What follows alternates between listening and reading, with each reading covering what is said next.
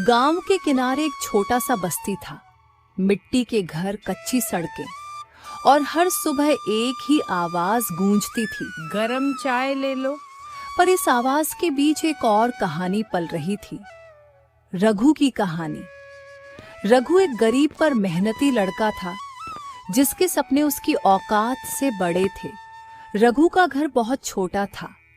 माँ दिन भर लोगों के घर काम करती और रघु खेतों में मजदूरी करता, पर उसका मन हमेशा कुछ अलग करने को करता था। माँ, मैं सोच रहा हूँ कि कुछ अपना काम शुरू करूँ।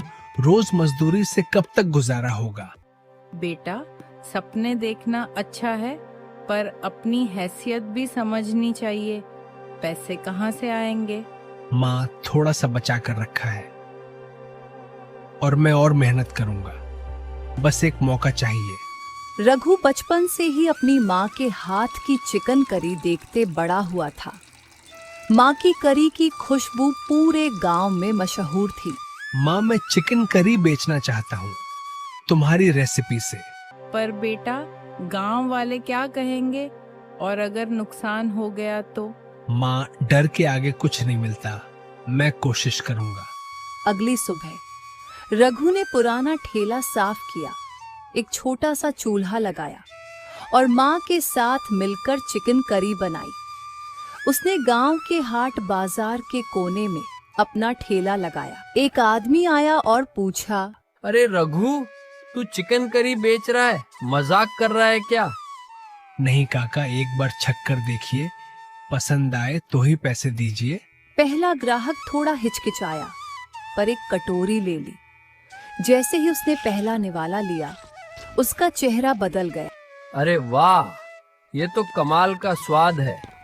धीरे धीरे और लोग आने लगे, पर हर दिन इतना अच्छा नहीं होता था। कुछ दिन बेचने के बाद लोग कम होने लगे। माँ, आज फिर आधी करी बच गई।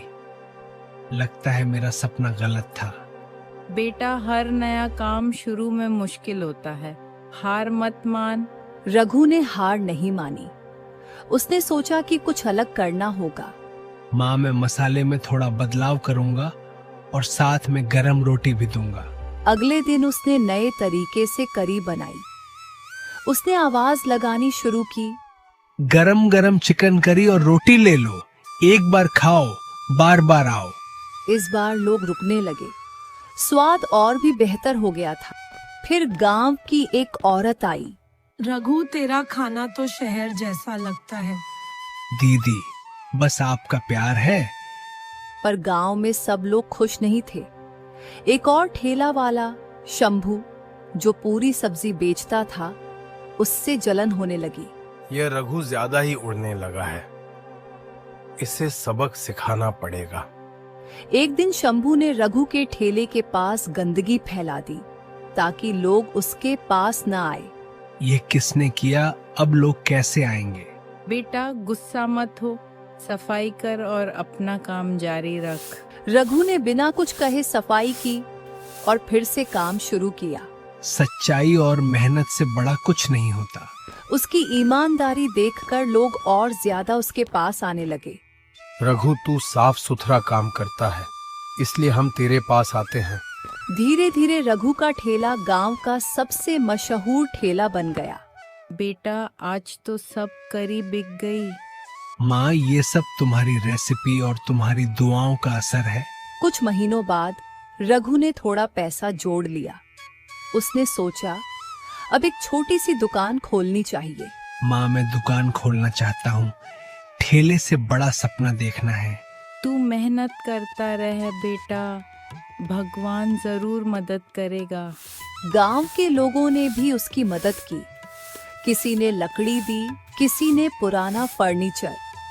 धीरे धीरे एक छोटी सी दुकान तैयार हो गई। आज से ये सिर्फ ठेला नहीं, रघु चिकन करी वाला की दुकान है। दुकान खुलने के दिन पूरा गांव जमा हो गया। फिर पहला ग्राहक आया। रघु, आज तो फ्री में खिलाएगा ना? हाँ हाँ, आज सबको थोड़ा थोड़ा मुफ्त मिलेगा। सबने उसकी मेहनत का जश्न मनाया। पर रघु यहीं नहीं रुकना चाहता था। माँ, मैं शहर में भी एक दिन अपनी दुकान खोलूंगा। बेटा, सपने बड़े रख, पर जमीन से जुड़े रहना। सालों की मेहनत के बाद रघु ने शहर में भी अपनी छोटी सी होटल खोल ली। फिर पहला ग्राहक आया। भाई, ऐसी चिकन करी तो कभी नहीं खाई। ये मेरे गांव की मिट्टी का स्वाद है। आज रघु एक सफल व्यक्ति बन चुका था, पर उसने कभी अपने गांव और अपनी माँ को नहीं भुलाया। माँ, अगर तुम नहीं होती तो मैं कुछ भी नहीं होता। बेटा, असली जीत तेरी मेहनत है। रघु ने अपने गांव के और लोगों को भी रोजगार दिया। उसने सबको सिखाया कि मेहनत और ईमानदारी से सब कुछ मुमकिन है। इस कहानी से हमें यह सीख मिलती है कि बिना किसी शॉर्टकट के सिर्फ मेहनत, ईमानदारी और लगन से ही असली सफलता मिलती है। रघु ने साबित कर दिया कि छोटे से गांव का लड़का भी बड़े सपने पूरे कर सकता है। बस हौसला होना चाहिए।